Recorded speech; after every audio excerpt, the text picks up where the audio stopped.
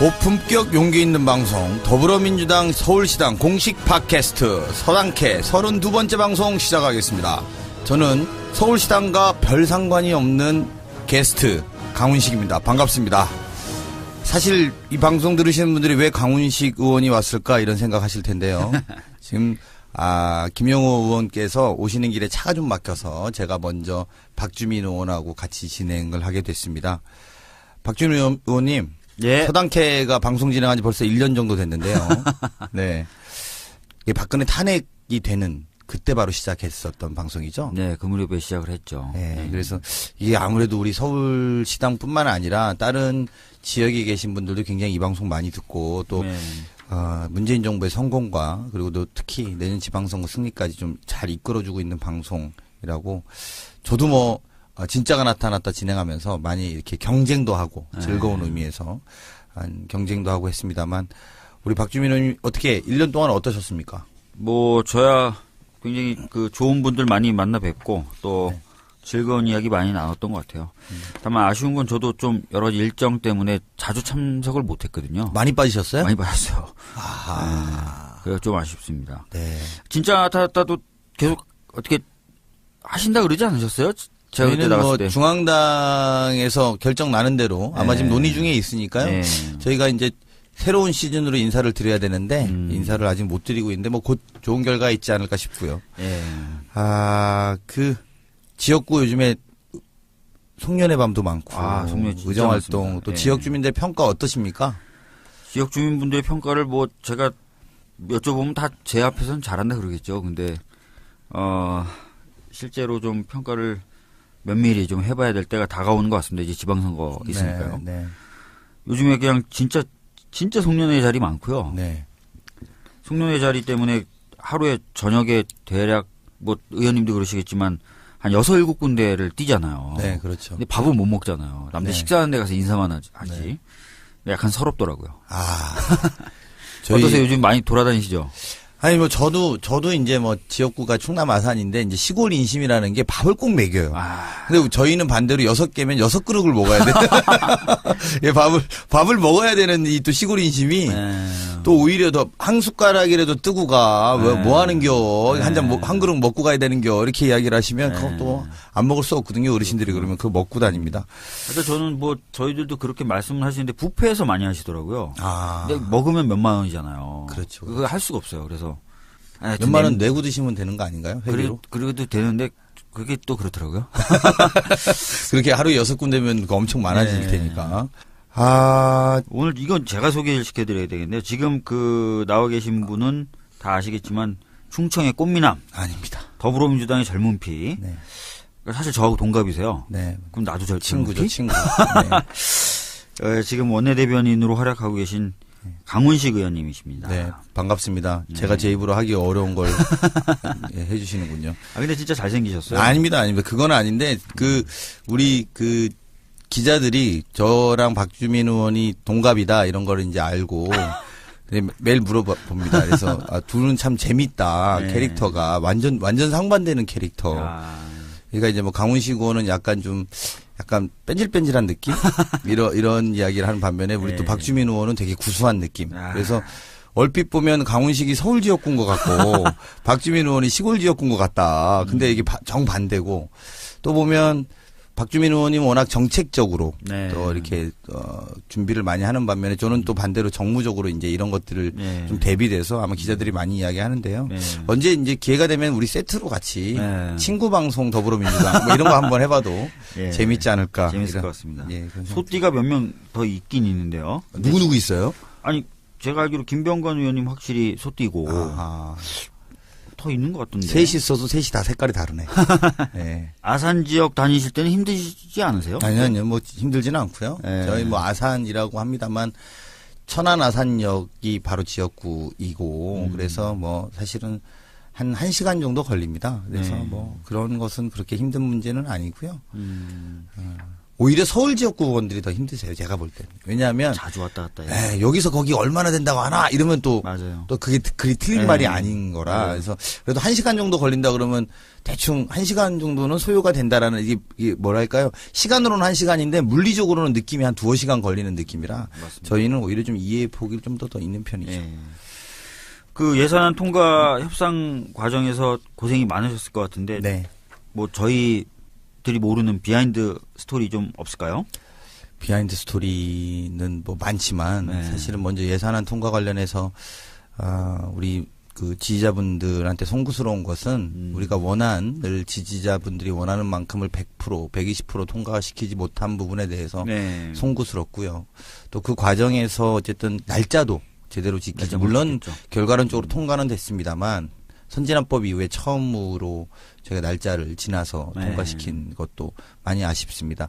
이게 아마 여소야대라서 그런 것 같습니다. 이게 다른 건 모르겠는데 네. 법안보다는 예산안이 여당이 유리하게 설계되어 있는 건 사실이잖아요. 그렇죠. 그래서 과반만 넘으면 되는데 뭐 방송 들으시는 우리 지자분들 다 아시겠습니다만 우리가 과반도 안 되는 과반이 안 되죠. 예, 그런 형편이라서 그런 부분에 어떤 애로사항들이 있었고요. 뭐 그러다 보니까 자유한국당이 뭐 우리 당하고 국민의당이 선거구제 뭐 개편으로 야합을 했다 뭐 이런 말도 안 되는 이야기를 하는데요. 정확하게 말하면 선거구제에 대한 이야기를 한 것이 아니라 선거제도를 개편해야 되는 것 아니냐 네. 이런 논의가 있었으나 네. 그건 아주 이제 원칙적인 이야기였고 네.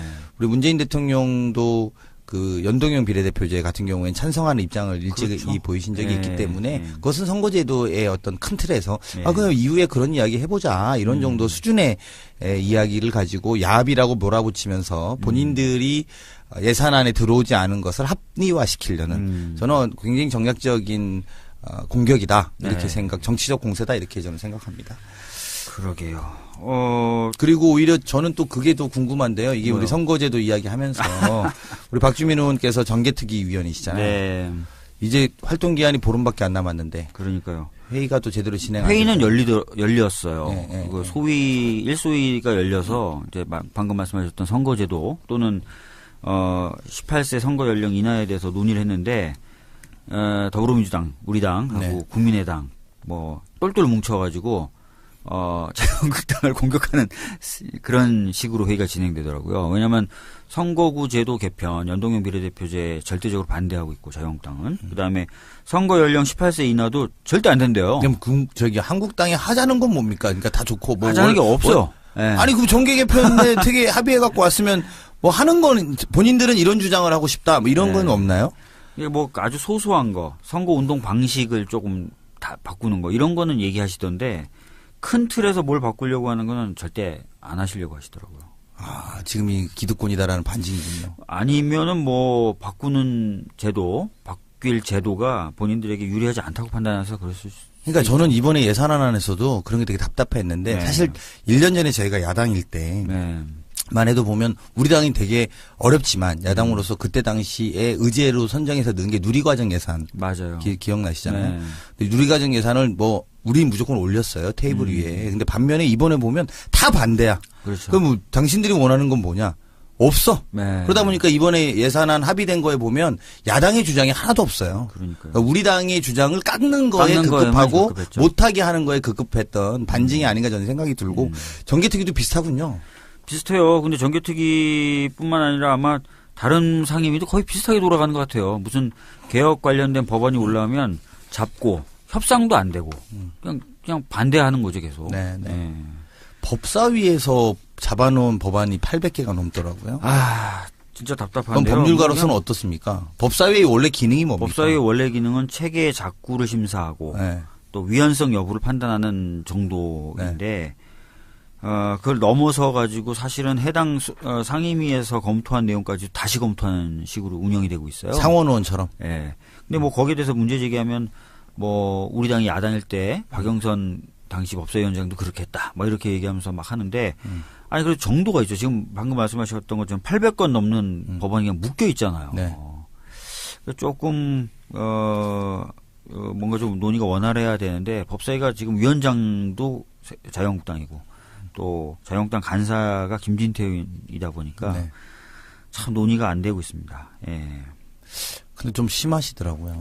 참 이제 실명 토크 별로 하고 싶지 않은데 권선동 위원장님 이 뭐 강력한 모르겠습니다. 저는 이제 그 변호사시니까 우리 강원랜드 청탁 문제로 온 국민이 그분이 의혹에 쌓여 있는 게 사실인데 본인의 이야기에 대해서도 뭐 근데 법사위원이 워낙 강하니까 검찰이 조사도 못 하나 보죠. 소환도 못 하고. 실제로 이제 춘천지검에서의 1차 조사는 그렇게 만족스럽지 못하죠. 그래서 저희들이 이번에 국정감사 때 굉장히 많이 뭐라 그랬고 결과적으로 수사가 좀 탄력을 받아서 최용집 전 사장이 구속됐어요. 네. 그러니까 이제는 수사가 좀 탄력을 받을 것이다 이렇게 네. 보면 될 것 같아요. 네.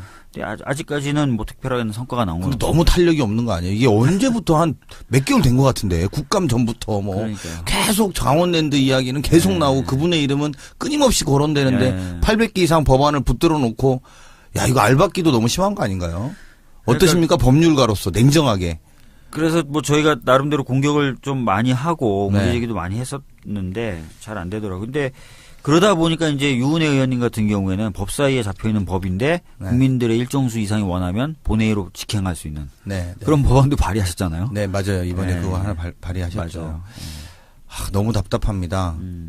대통령이 말한 집적 민주주의에 대한 확대에 대한 부분이 네. 이런 답답한 의회 상황을 아마 반영한 그러니까요. 이야기가 아닌가 생각이 예, 드는데. 직접 민주주의 반영을 여러 차례 언급을 하셨고 네, 네. 또 시정연설에 와서도 그런 얘기 하셨는데 의회가 제 기능을 좀 하려면 어느 정도는 국민의 눈치를 좀 봐야 되는데 네. 그게 좀 안 되고 있는 것 같습니다.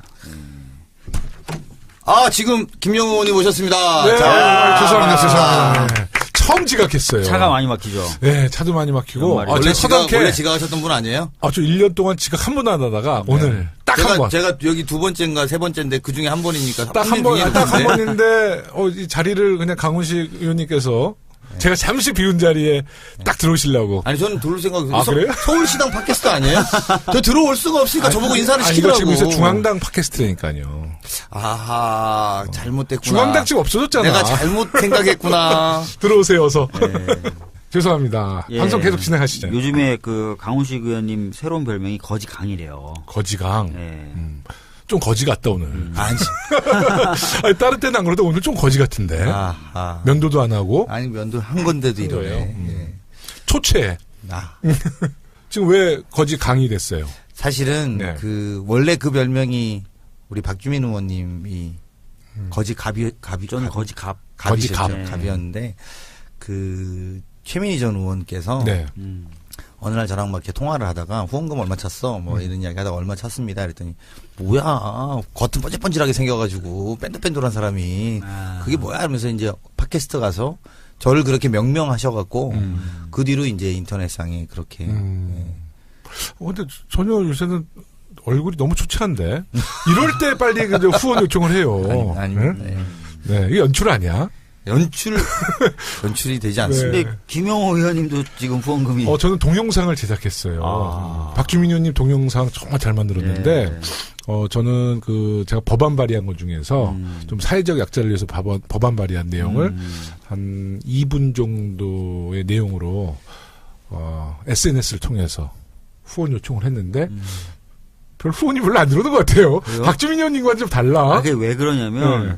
저는 8월에 했잖아요. 네. 8월에는 정치인들이 후원금 요청을 안 하는 때였어요. 그렇죠. 지금은 모든 의원이 후원금 요청을 하고 있어요. 맞습니다. 그러니까 아무래도 나눠지죠. 거기다가 지난 시기를 5월 달에 대선 때 우리 문재인 대통령 그 당시 후보한테 또 많은 우리 시민들과 국민들이 후원을 그렇죠. 했답니다. 문재인 펀드. 네. 그러니까 이제 10만 원, 1년에 10만 원 후원하면 이제 다시 공제 받잖아요. 네. 그래서 아마 문재인 펀드랑은 상관없지 않아요? 문재인 펀드하고 상관없는데 그거는? 문재인 펀드는 다시 돌려받는 거야. 그러니까 문재인 네. 펀드 말고 그냥 후원, 정치 후원. 정치 후원. 그럼 우리 돌려받은 분들을 상대로 후원을 요청해야 그래서 되겠네. 저희 닭에 아주 굉장히 국민들이 좋아하는 의원님 한 분 계세요. 이모찬 의원님. 아세요? 알죠. 네, 이모찬 의원님께서 충청도 분들이세요? 네, 세종시가 지역구고 전 총리님이시고. 네. 네. 그래서 이제 한번 얘기를 하시던데 그 말씀을 하시더라고요. 이번 12월 달에 특히 초선 의원들의 후원금이 좀 저조한 이유는 5월 달에 많은 국민들이 문재인 당시 대통령 후보에게 후원을 많이 해서 내년은 좀 달라질 것이다. 이런 얘기를 합니다. 이해찬 의원님은 제가 같은 국토교통이잖아요. 내공이 정말 뭐 엄청납니다. 지금 7선이시죠? 네. 6선이신가 7선이신가? 7선이시겠네요. 7선이시죠. 이해찬 의원님 또 중앙당 후원회장님이시잖아요. 맞아요. 중앙당. 네. 더불어민주당 중앙당 후원회장. 벌써 후원. 아니, 지난번에 하셨대요. 우리가 네. 국정감사를 하는데 작년에 국정감사 할 때 저 그 말이 굉장히 인상적이었어요. 이해찬 의원님 말씀이 나왔으니까 국정감사를 하는데 국토교통위가 쫙 앉았는데 그때 당시에 여당이 이 파업을 했잖아요. 안 들어왔잖아요. 그 파행하면 만들면서. 그런데 이해찬 의원님 발언 순서가 됐는데 제가 25번째 국정감사를 하는데 말입니다. 이렇게 시작해요. 거기 들어온 공무원이 공무원 처음 할 때부터 난 국정감사를 한 거야. 그래서 이런 경우는 처음 봅니다. 이렇게 시작하셨는데 굉장히 그 내공이 25번째. 예. 근데 그때 제가 기억나는 몇 가지가 굉장히 명장면인데 이해찬 의원님이 국감장에 딱 들어서는 순간 이 법안에 그러니까 예를 들면 이런 거죠. 그 LH 공사가 왜 만들어진 줄 아십니까? 이렇게 시작해 질문이. 근데 그 만들어질 때부터 계셨거든. 벌써. 그러니까 그렇게 말하면 LH 공사 사장이 뭘 말을 하겠어요. 그냥 네. 그래서 그냥 본인이 쫙 이렇게 역사를 읊으면서 이 과정이 이러이러한 문제들이 이렇습니다. 예를 들면 이번에도 새만금 관련해서 야당이 한국당이 새만금 그 공사를 만드는데 엄청나게 반대했거든요. 그래서 막 반대하는데 딱 있다가 이해찬 의원님 발언 순서 딱 되니까 제가 그것도 법사위에서 잡혀 있어요 지금. 그러니까 잡혀 있어요. 그러니까 우리 그 법사위는 또 한 번 심각하게 이야기해야 돼. 근데 제가 그러니까 그 재선 때 당시 노태우 대통령께서 이 새만금 개발을 해달라고 사정사정. 당시 노태우 대통령. 당시 새만금을 개발해야 된다고 사정사정 했던 걸 생각하면 지금 한국당이 정말 잘못하고 있습니다. 하면서 딱 직격탄 날리니까. 우리도 그걸 주장했었구나. 그러니까 이렇게 정리가 되더라고. 국토부 지금 국장급들이 이해찬 총리 초선 때 아마 입사한 그 직원이었을 거예요. 그렇죠? 한 25년 됐으면. 그럼요. 하여튼 한 증인이시죠. 네. 그래서 우리 강훈식 의원님한테 좀 힘을 좀 몰아줘야 되는 거 아니에요, 박주민 의원님? 아니 두 분 다 좀 홍보를 해드려야 될 것 같은데요. 네. 일단은 저까지. 아니 별로 안 들어온다면서요. 네. 그래서 김용호 의원님 후원 계좌부터 제가 불러드리면 될까요? 제 계좌를 어떻게 하세요? 다 조사해 왔죠. 일단 국민은행입니다. 네. 438901-01-333167 김용호 후원회. 네. 여러분들이 좀 많이 좀 관심 쏟아주셔야 돼요. 김용호 의원님 정말 생활 밀착형 법률 발의로 민생 개선, 국민 생활 안전 개선 열일하고 계십니다. 너무 고맙습니다. 강훈식 의원님은 농협이시네요. 우린 지역구가 아산이라서. 꼭 지역구 얘기하면 충청도 사투리 나오려고. 우린 사투리로 하루에 한 번씩 해오고 가야 돼요. 사투리 하면 아마 후원이 충청도에서밖에 안 들어올 거야. 딱 표준말 해야 돼, 표준말. 서울에 사시는 충청도 분들 많아요. 그러지 마세요. 알았어요. 농협이고 301-0192-8395-61 국회의원 강훈식 후원회 이렇게 보내주시면 됩니다. 강훈식의 힘이 되어주세요. 앵간히 하셔요. 이 충청도 사람들이 이런 거 할 때 막 되게 절박하게 도와달라고 말하고 싶어도 그렇게 말씀을 안 하셔요. 그래서 괜찮다는데 왜 그려? 이제 이렇게 자기는 답답하지만 애들로 표현하시죠. 네. 좀 화제를 바꿔볼까요? 그러시죠. 네. 오늘 문재인 대통령께서 어저께 중국 가셔서 오늘 방금 전 시진핑 국가주석과 정상회담. 잘 마치신 것 같은데. 근데 문제는 국내 언론과 야당에서 우리 문 대통령을 지금 꽤 뭐라 그럴까요? 이번 방중에 대해서 평가절하하고 있는 것 같아요. 주로 내용이 중국 가서 홀대받고 있다. 이런 보도를 계속 보수 언론과 또 야당에서 문제 제기를 하고 있던데요. 어떻습니까? 홀대를 받고 있다고 평가하시나요, 박주민 의원님? 아니 지금 이렇게 얘기하고 있는 언론 보도가 뭘 근거로 이렇게 하는지 모르겠어요. 아침을 혼자 드셨다. 주로 이런 내용이죠. 네. 그리고 중국의 정치국 상무위원을 면담하지 못했다. 아니 중국 방문은 정상회담이잖아요. 그러니까 시진핑 그러니까요. 국가주석, 그러니까 저는 지난번 방송에도 말씀드렸지만 시진핑 국가주석이 그 표정을 예. 그러니까 자기의 마음을 잘 숨기질 못해요. 네. 다 표정으로 나오거든요. 예. 그래서 제가 아까 사진을 보니까 정상회담 사진을 보니까 시진핑 그 주석의 얼굴이 매우 긍정적이에요. 네. 환하게 웃었어요. 네. 저는 두 분의 오늘 또 정상회담 내용도 상당히 괜찮던데요. 그러니까요. 네, 뭐 FTA도 이제 다시 진행하기로 했고 또 많은 분야에서 협력을 양해각서를 맺었어요. 네. 뭐 한중 FTA 규정뿐만 아니라 어떤 게 있죠? 그 올림픽. 근데 베이징도 우리 평창 올림픽 이후에 2022년도에 베이징 동계올림픽 있잖아요. 그래서 네. 올림픽 문제도 긴밀히 협력을 유지해 나가기로 했고요. 네. 미세먼지 공동 대응 등 환경 분야 협력 체결도 이루어졌고요. 예. 또 2022년도까지 뭐 대기, 물, 토양, 폐기물, 자연환경 분야 여러 가지 환경 협력 계획 수립에도 한중이 적극적으로 협력하기로 양해각서를 맺었어요. 그러니까요. 또 보건의료 협력도 양해각서를 갱신했고요. 네. 많은 또 에너지 협력에 관한 양해각서도 신설했고 꽤 성과가 많은데요. 그러니까요. 지금 뭐 여러 이야기들이 되고 있고 네. 그리고 국빈으로 방문하셔서 결국 뭐 다 이제 만날 사람 좀 다 만나고 계시고 한데 왜 이런 식으로 보도를 하는지 근데 참 이해가 매우 되네요. 아주 매우 유감. 기자. 네, 기자 사건. 기자 사건. 네, 그 기자 사건은 정말 있을 수 없는 일이 또 생겨서 네. 근데 여기 이제 네. 중국 경호원들이라고 하는데 그 매우 유감이죠. 국가 네. 공무원은 아닌 것 같고요. 네. 기사를 보면 네. 고용되어 있는 용역 네.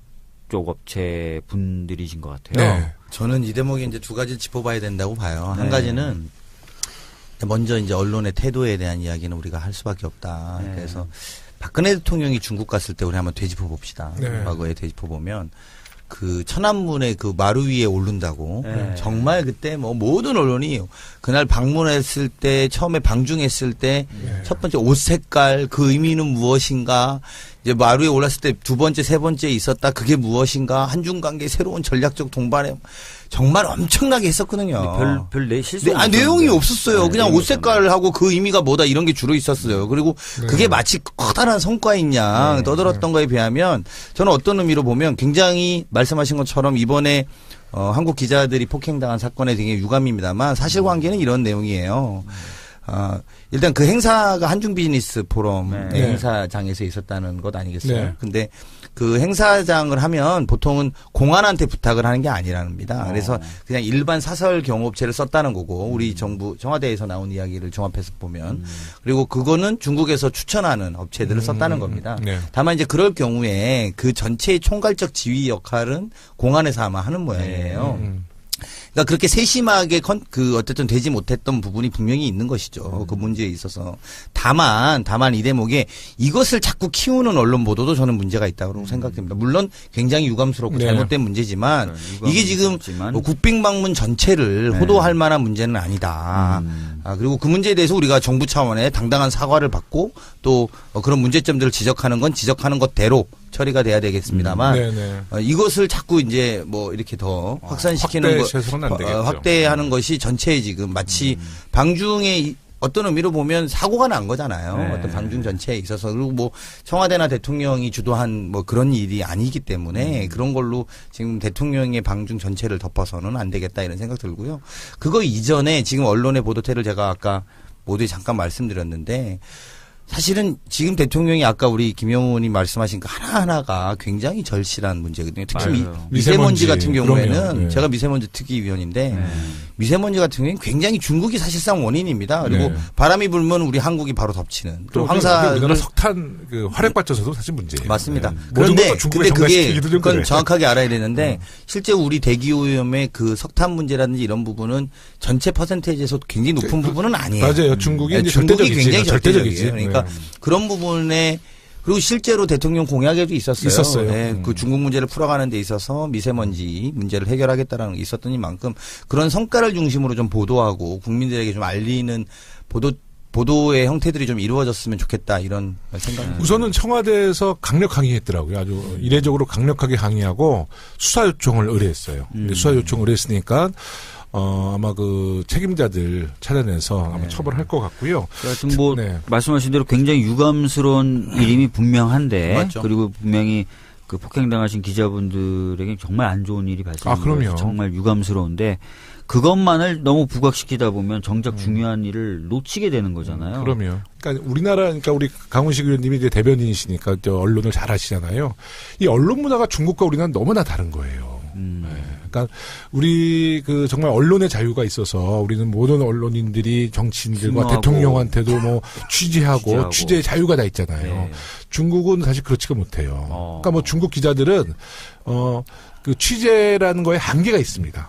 네, 한계가 있기 때문에 그런 그 사설경원들이 그 우리나라 기자들에 대해서 우리나라 기자 그 언론 문화를 전혀 이해 못했던 거죠. 왜냐하면 질서를 안 지키고 취재 경쟁이 있는 것을 이 사람들은 정리하겠다라고 생각한 거예요. 그러니까 자기들 문화와 다르다고 해서 우리 언론인들을 폭행했다는 것은 강력하게 이 문제는 좀 수사를 통해서 책임자는 처벌해야 된다 이렇게 생각합니다. 네.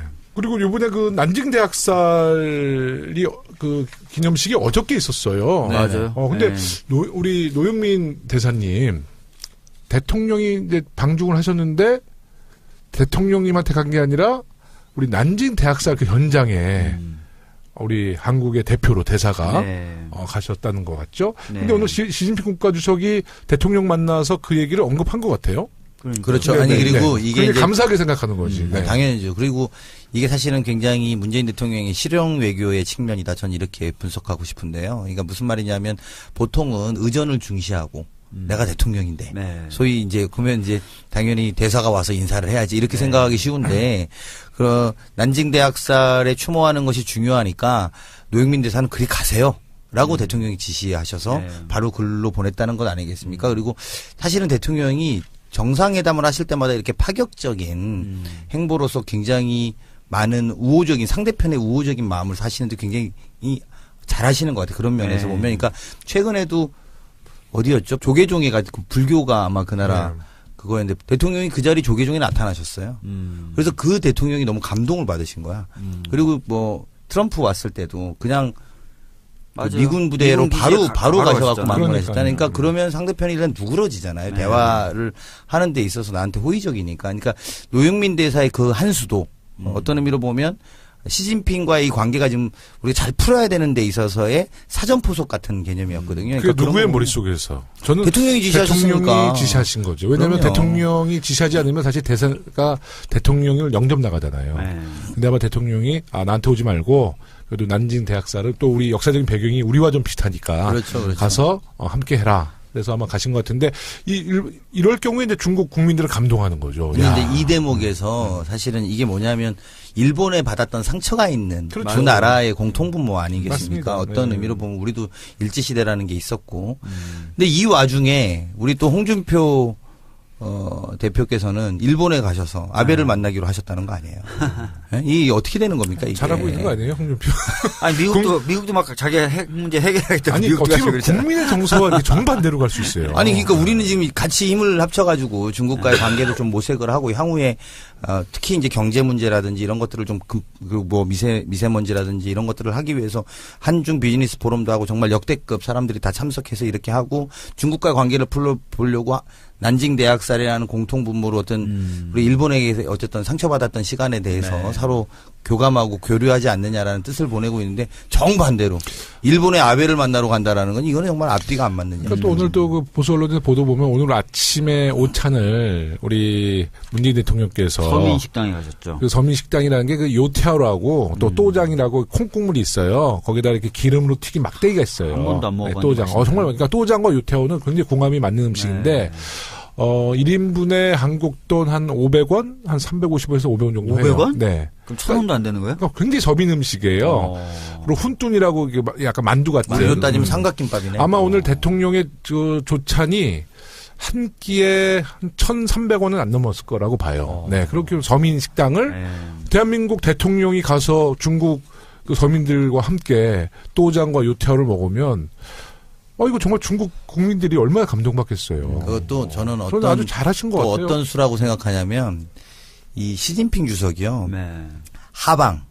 하방을 갔다 굉장히 왔지. 하방을 한 걸로 굉장히 유명한. 그러니까 문화대혁명 때 그렇죠. 하방을 지식분자들, 해서 서민들과 함께. 그러니까 하방을 좀 설명해드려야 돼. 아니 뭐 그건 전문가가 하셔야지. 그러니까 하방이 문화대혁명 때 이제 지식분자들 그런 분들을 농촌이나 그런 어떤 공장 같은 데 공장 맞아요. 또 노동의 현장으로 보내서 거기서 정말 노동자 생활을 시키는 거였거든요. 맞아요. 근데 그 시진핑 국가주석의 아버지가 아주 국가의 아주 혁명 세대에 굉장히 저열이 높았던 분인데 그 아들이 그 하방을 갔다 온 거 아니에요. 그러니까 그 눈물 젖은 빵을 먹어본 사람이에요. 자, 이제 시진핑이. 그 대목에서 저는 바로 그거죠. 만두? 바로 그 대목에 제가 오늘 아침에 조찬을 서민식당에서 했던 것도 그런 이야기를 하는 아마 포석이었다. 그러니까 이게 대통령의 일거수일투족 의미부여가 분명히 됩니다. 아마 만나셨을 때 이런 이야기 하실 수 있잖아요. 그거 괜찮았냐? 그 음식 입에 맞더냐? 그렇지. 그런 이야기 딱 하면서 그거지. 하방도 하시고 네. 그렇게 해서 이런 경험 잘 아시지 않겠냐. 아까 또장 요태를 먹었다고 시진핑이 딱 그랬을 거 아니야. 그거 내가 옛날 하방 때 엄청나게 먹었던 음식이다. 그렇지. 그러면서 대화의 물꼬가 탁 터지면서 그렇지. 서로 공감대가 생기고. 그러면서 제가 볼 때는 그런 말이 오고 갈 수 있는 분위기. 그래서 노영민 대사가 난징대학사를 보낸 걸 감사해하고 본인께서 하방했던 이야기를 또 말씀하시기 좋고 또 그러면서 중국 소위 민중들에 대한 이해를 이야기하셨을 가능성이 저의 예측입니다. 네. 저의 예측. 정확한 분석이에요. 네, 네. 네, 그렇게 되면서 굉장히 그러면 우호적으로 갈 수밖에 없지 않을까요? 마음을 사는 게 최고의 외교라 네. 그러잖아요. 그러니까 지금 보수 언론이 얘기하는 것은 주요 인사를 못 만났다고 계속 문제 제기하는 거거든요. 근데 중국의 중앙위원 정도도 다 그 차관급 이상이죠. 250명이 돼요. 아니 우리 대통령이 가셨는데 그 250명을 못 만나겠냐고. 뭐 정치국 상무위원은 7명이지만 그래서 그건 약간 좀 과장된 보도 같고요. 대통령께서 아마 그 문재인 정부와 또 대통령의 어떤 행보를 좀 예전과는 권위적인 대통령의 행보와는 좀 달리한 것 같다. 제가 중국을 네. 잘 몰라서 근데 결국 시진핑 만나면 다 되는 거 아니에요? 그럼요. 근데 표정도 좋았고 내용도 좋았어요. 그렇죠. 뭐 네. 만나면 다 되죠. 그 시진핑이 그랬겠지 마지막에. 너무 또 그렇게 너무 또 잘 그렇게 몰라서. 네. 제가 볼 때는 뭐 정말 정확한 팩트죠. 시진핑 국가주석 만나서 서로 이야기가 잘 끝난 것 그러니까 같아요. 시진핑 주석 만나기 위해서 이야기거리 만들고 뭐 한 다음에 딱 만나서 여러 얘기하면서 얘기 잘 풀고 이러면 되는 것 같은데요. 제가 네. 11월 말에 오마이뉴스랑 인터뷰할 때 그때 이제 기자 질문이 이제 그 뭐 여행 문제부터 해서 제재를 언제 다 풀 것 같냐. 그래서 저는 분수령이 12월 13일 문재인 대통령과 시진핑 국가주석의 정상회담 이후에는 이제 굉장히 급속도로 정상화될 것 같다라고 얘기를 했는데 그때 이제 그 기자분이 물어보는 것은 이제 한류에 대한 제재를 언제 풀 것이냐. 그때 제가 첩보 들은 게 있었어요. 뭐예요? 엑소가 간다는 얘기를 듣고 제가 그 기자한테 엑소라는 얘기는 안 하고 아마 특급 한류 스타가 대통령과 함께 중국을 가서 그 스타가 베이징에서 공연을 한다든지 CCTV에서 방송에 그 공연이 나오면 그때부터 한류 우리 컨텐츠나 한류 방송은 그 제재가 풀릴 것이다. 근데 뭐 송혜교 씨랑 엑소가 가서 공연을 했다는 거 아니에요? 그래서 한류 제재도 저는 굉장히 정상화가 빨리 될 거라고 봅니다. 네. 그래서 아마 그런 포석이 있었군요. 또 제가 듣기에는 왕이 부장이 정상회담 이후에 제재 문제는 정상화가 급속도로 된다라고 확인한 바가 있어요. 네. 그래서 잘 될 겁니다. 네. 오늘 우리가 1주년 됐잖아요. 1주년 됐는데 제가 아까 좀 늦게 와서 혹시 언급하셨어요? 우리 서당케 1주년 해피 버스데이 투 했어요? 아니 저기 언급을 해주셨어요. 제가 해드렸어요. 한번 해야죠. 우리 네. 케이크는 없어도. 네. 해피 버스데이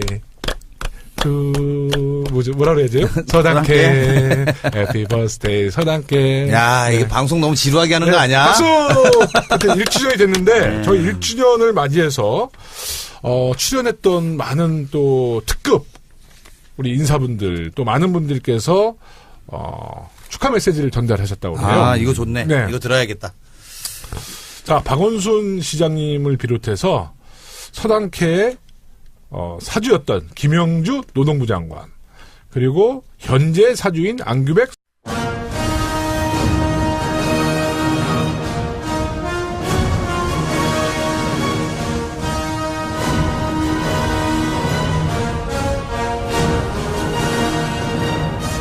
고품격 용기 있는 방송 더불어민주당 서울시당 공식 팟캐스트 서당캐 32번째 방송 시작하겠습니다. 저는 서울시당과 별 상관이 없는 게스트 강훈식입니다. 반갑습니다. 사실 이 방송 들으시는 분들이 왜 강훈식 의원이 왔을까 이런 생각하실 텐데요. 지금 김영호 의원께서 오시는 길에 차가 좀 막혀서 제가 먼저 박주민 의원하고 같이 진행을 하게 됐습니다. 박주민 의원님, 예. 서당캐가 방송 진행한 지 벌써 1년 정도 됐는데요. 네, 이게 박근혜 탄핵이 되는 그때 바로 시작했었던 방송이죠. 네, 그 무렵에 시작을 했죠. 네, 그래서 이게 아무래도 우리 서울시당뿐만 아니라 다른 지역에 계신 분들도 굉장히 이 방송 많이 듣고 또 네.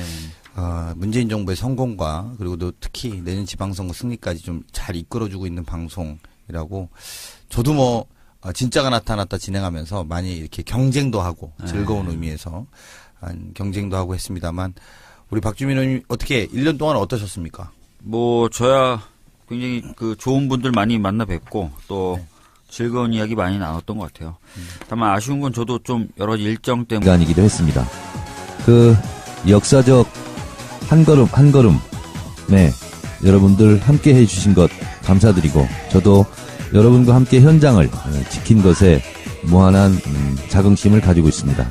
앞으로도 그 마음 변함없이 늘 처음처럼 여러분도 저도 함께 했으면 좋겠습니다.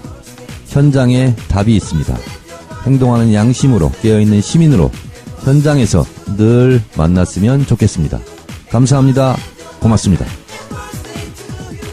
촛불로 대한민국의 민주주의를 회복하고 문재인 정부를 탄생시킨 자랑스러운 더불어민주당 당원 여러분 그리고 서당캐 청취자 여러분 안녕하세요.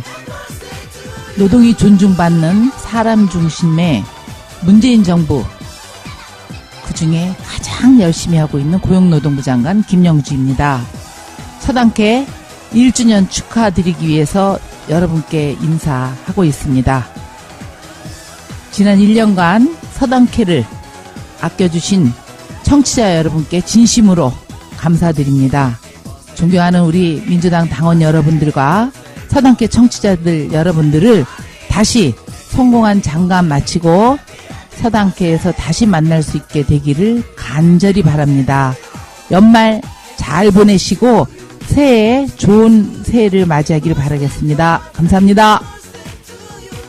서울시당 위원장 안기백입니다. 고품격 용기 있는 방송 서당캐가 1주년을 맞았습니다. 앞으로도 변함없는 애정과 관심을 부탁드립니다. 감사합니다.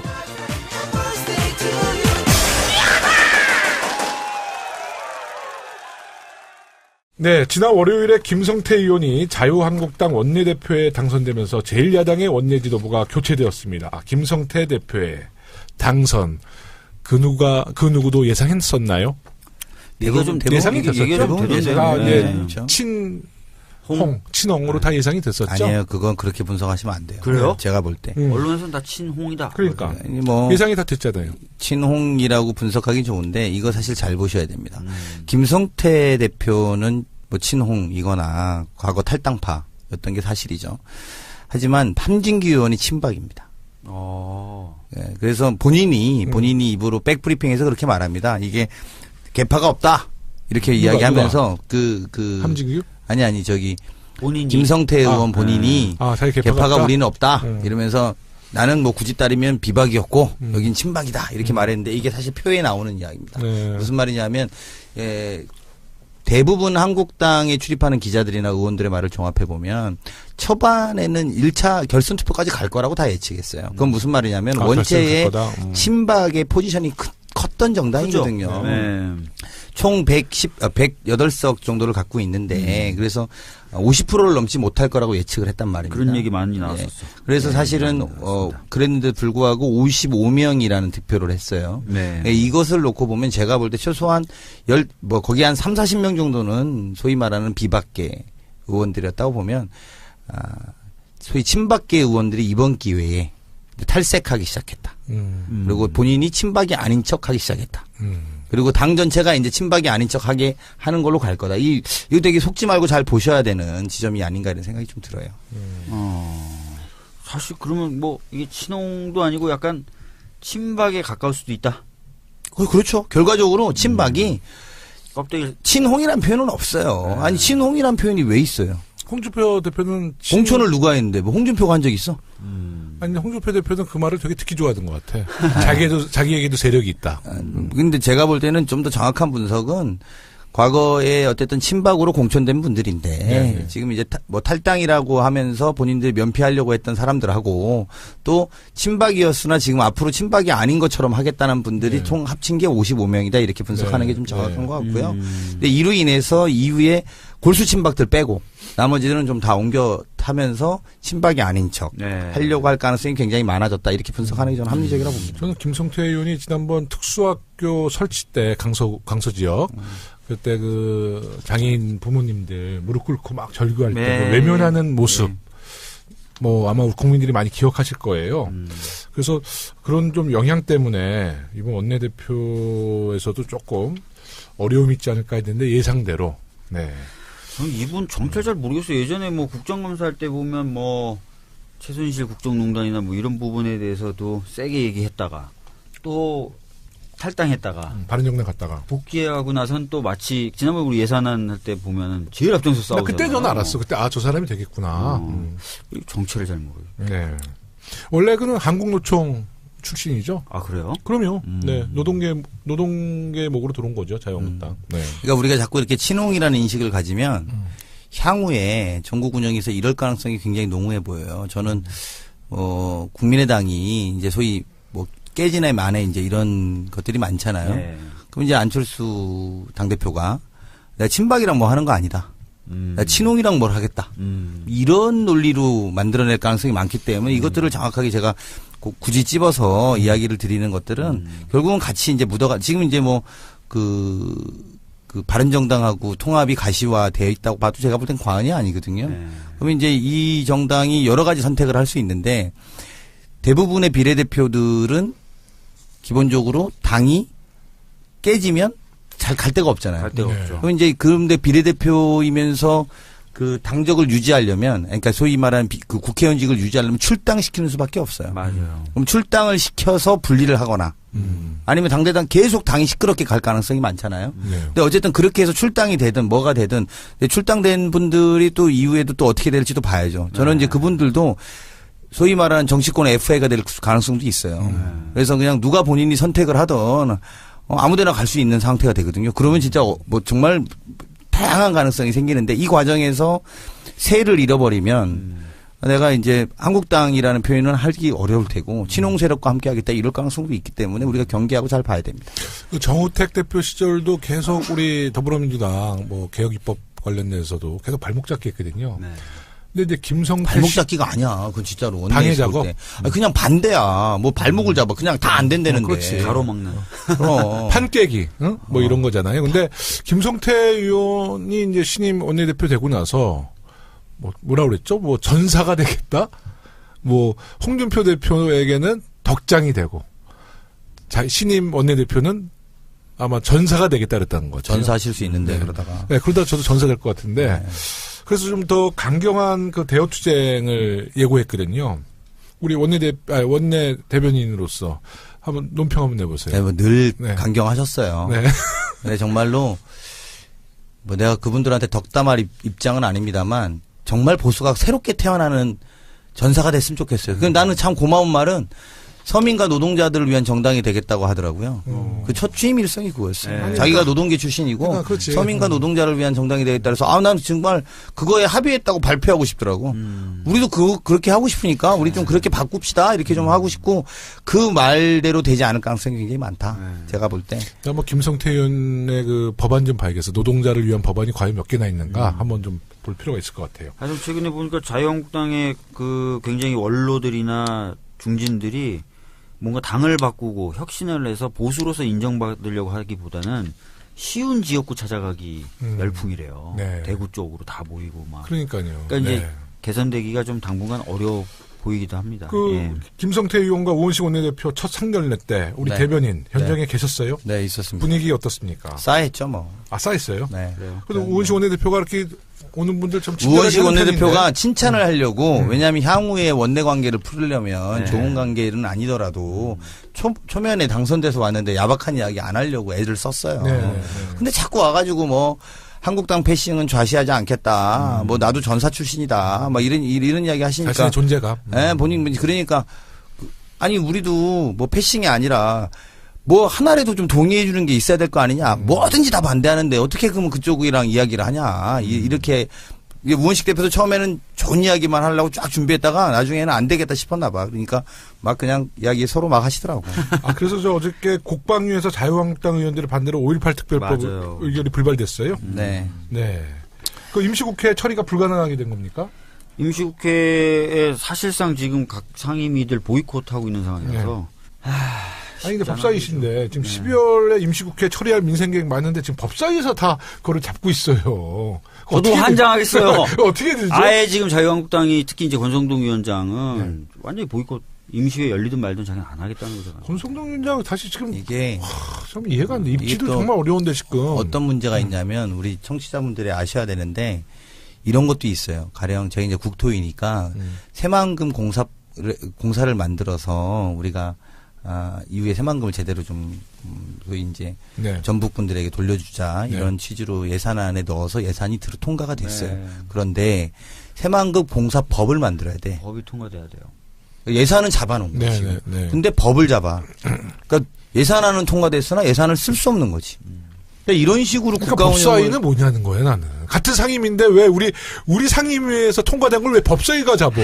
아까 상원의원이야, 뭐야? 아니, 오늘 늦게 오셔갖고 그런 말 하면 안 아까 돼. 우리 했어요? 다 했어. 이미 욕 많이 먹었어요. 아, 그래요? 근데 이제 네. 그래서 사실은 네. 여러 가지 고민이 있는데 이제 조금 있으면 원 구성 새로 하잖아요. 네. 법사위를 좀 어떻게 해야 될 것 같아요. 네. 국회법을 좀 바꿔야 될 것 같아요. 일단 빨리 강원랜드나 빨리 어떻게 빨리 좀 열심히 저희가 강원도에도 문제제기하고. 아이고 권성동 위원장이 빨리 어떻게? 2부에 아마 이훈 의원님 오시면 강원랜드 얘기하면 집중적으로 그래 한번 좀 해줘요, 진짜. 해쳐야 될 것 같고요. 운영위원장 교체를 두고도 자유한국당이 계속 고집을 피우고 있는데 이것도 쉽지 않아요? 운영위원장? 그걸 왜 나한테? 아유, 원내 사정이니까. 원내 사정이면 네. 다 나한테야? 네. 내가 이야기해드릴게요. 네.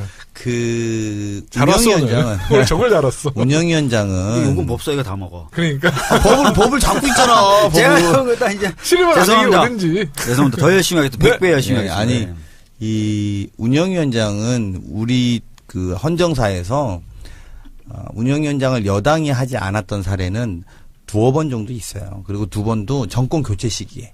가령 이제 12월 달에 정권이 교체됐는데 국회는 4월에 5월에 열리니까 그렇죠. 고 한 3, 4개월 네네. 이렇게 한 적은 있어요. 근데 이번처럼 여당에 당연하게 해야 되는 운영위원장을 네. 정우택 대표가 내가 국회로부터 위임받은 거라고 하고 버티는 경우는 처음이에요. 근데 마치 이제 이거를 내놓으면 또 뭐라고 하시는 줄 아세요? 뭐라고요? 운영위원장 이제 그럼 여당으로 돌려주세요. 이제 새로 뽑았으니까 이러면 그럼 국회의장을 내놔 이렇게 이야기해요. 그럴 줄 알았어. 아, 말도 안 되는 소리니까. 그 국민의당 얘기 마지막으로 좀 할게요. 국민의당도 지금 굉장히 복잡해요. 네. 국회 운영에는 어떤 변수가 있을까요? 그러니까 국민의당과 이제 바른정당 문제겠죠? 그러니까 국민의당도 이후에 2부에 이훈 의원 오시면 좀 더 물어보세요. 좀 협치 부대표이기 때문에 네, 내용을 네. 많이 알고 계실 거야. 네. 근데 제가 한 가지만 예언컨대 네. 지금 간단하게 이런 거예요. 소위 호남의 지역구를 둔 의원들은 바른정당하고 통합을 반대하시는 거예요. 반대하죠. 네. 근데 안철수 대표는 바른정당하고 통합을 해야겠다는 거잖아요. 그럼 이제 이게 분란이 일어날 거 아니에요. 그 제가 예측컨대 이 분란의 방향은 둘 중에 하나예요. 호남 의원들이 탈당하는 방법이 하나 있고, 그렇죠? 그러니까 우리 나가겠다 이렇게 할 개연성이 하나 있고, 또 하나는 그게 아니라 해체 모여하자 이렇게 해야 될 가능성이 있어요. 네. 그건 뭐냐면 개별 비례대표 13명을 다 출당시키는 거예요. 그래서 그냥 각자가 다 의원직을 유지하고 니네 가려면 가라 이제 이렇게 싸움이 붙는 양상이 될 가능성이 있는데, 아까 말한 것처럼 그렇게 될 경우에 이제 최초의 FA 의원들이 생기는 거지. 13명의 FA. 그냥 어느 당이나 가실 수 있어. 지역구와 상관없이. 근데 그렇게 됐을 때 혼란이 극도로 이를 수도 있다. 이런 생각이 좀 듭니다. 네, 아주 좋은 예측이었습니다. 벌써 1부 마칠 시간이 되었습니다. 우리 강은식 의원님은 2부 함께 못하니까. 하지 말래며. 아니, 또 간다며. 있어야 좋지, 우리는. 아이고. 자, 오랜만에 오셨잖아요. 네. 네. 어떻습니까? 오늘 방송 해보니까. 네, 오늘 뭐 방송 김용원이 늦게 오셔갖고 앞에 분에 되게 힘들었습니다. 너무 힘들더라고요. 네, 너무 힘들었습니다. 하지만 우리 친구 둘이서 앉아서 방송을 좀 했고요. 나이가 같아요, 둘이? 네. 나이가 같아요. 그냥 이런 걸 몰라. 네. 우리 좀 알아줘야지. 네. 네? 그 친구 둘이서 같이 방송을 해서 즐겁게 방송할 수 있었고요. 무엇보다도 서울시당의 팟캐스트가 네. 지금 우리 진짜가 나타났다가 없는 상황에서는 어쨌든 1등이기 때문에. 네. 일찍이 아니라 공식 더불어민주당 공식 팟캐스트. 그럼 그렇게 따지면 여기 추미애 대표 인사말도 넣어야지. 추미애 대표 지금 러시아 갔잖아요, 러시아. 인사말 안 받으신 거야? 아니야. 공식 팟캐스트가? 아이고, 내가 대표님한테 읽을 거야, 네, 내가. 나중에 받아올게요. 네. 자, 그래서 네. 아무튼 즐겁게 방송했고요. 그리고 앞으로 그 진짜가 나타났다가 돌아오면 안 들어와. 돌아오게 하겠습니다. 돌아와서 서당캐와 더 즐거운 경쟁을 할 수 있도록 저도 네. 잘 모색해 보겠습니다. 우리 청취자분들 만나서 반가웠습니다. 네. 우리 박주민 의원님 일부 뭐 정리 좀 해주시죠. 일단은 안 오시는 동안 굉장히 힘들었고요. 네네. 네. 근데 강훈식 의원님 덕분에 잘 한 것 같아요. 그리고 1년이 됐다니까 감회가 새롭네요. 정말 감회스럽습니다. 아, 맞아. 1년 축하드립니다. 아까 우리 노래 불렀잖아요. 아, 진짜 1년 전. 예? 탄핵 우리 국회 통과시키고 진짜 정말 이걸 어떤 우리 마음이었죠. 그때 막 벅차면서도 좀 막 무겁기도 하고 네. 뭐라고 표현해야 돼요? 한마디로. 뭐 굉장히 뭔가 국민들 뜻에 따라서 임무 중에 하나는 완수했다는 느낌은 들면서도 근데 하여튼 격동기란 걸 격동기라는 막 그런 느낌이 이걸 막 받고 느꼈어. 네. 아니 이제 확실한 건 강자가 살아남는 게 아니라 살아남는 자가 강자라고. 진짜가 돌아오기 전까지 강자를 누리십시오. 전혀 더럽지 않아. 자, 이것으로 고품격 용기 있는 방송 서당캐 32번째 방송 1부를 마치겠습니다. 끝까지 청취해주신 청취자분들께 감사드리며 저희는 내일 2부에서 다른 게스트를 모시고 다시 찾아뵙겠습니다. 고맙습니다. 고맙습니다. 감사합니다.